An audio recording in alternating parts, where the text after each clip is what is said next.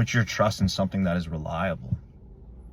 We put so much trust in things that have hardly any evidence that they can bring us fulfillment and satisfaction. Do not conform to the patterns of this world, but be transformed by the renewal of your mind. Be different. This world lives for things that are superficial, that are temporary, that don't matter. This world delights in evil. Money, fame, glory, lust, gluttony, consumption of just meaningless things. When are you going to say it's enough and realize that you will not be happy in the way that you're living right now? I'm talking to myself here. I still struggle with that. I still chase the things that I know aren't going to bring me fulfillment. But faith is saying to yourself that one day it's going to get better. One day he'll deliver me from these desires. And one day he'll align my desires with his own. When you read the Gospels and you understand Jesus' character and who he was, and the things the people who wrote his story down went through, and when you study the Gospels and the historicity behind the Gospels and how reliable it is, how no historical document comes even close, it doesn't even approach the Bible in its reliability, in its authenticity. There's even atheistic biblical scholars who study this and still say, yeah, there's no historical document in existence that comes even close to how reliable, how authentic the Bible is.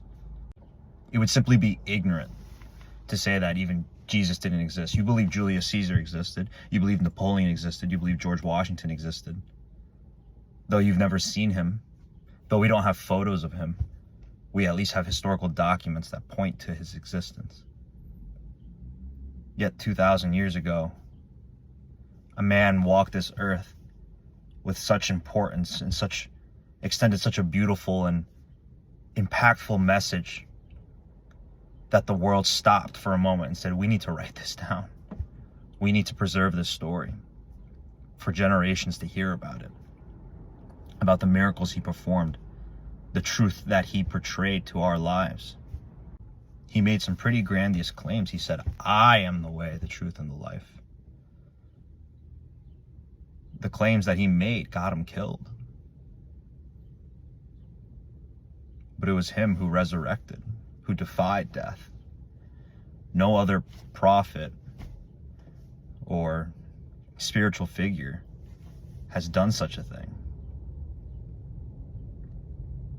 There have been people who witnessed his resurrection, people he appeared to, who were willing to die a terrible death. Terrible death. Who would die for something they knew to be a lie?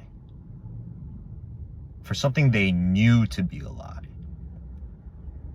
People die for things they believe in, but who would die for something they knew to be a lie? Hundreds of people were put to death in the Colosseum simply for their faith in Christ. So often reflecting on these things, I say to myself, look how little faith, how weak your faith is. Your life isn't even that bad, and you still struggle to trust that things are going to be okay.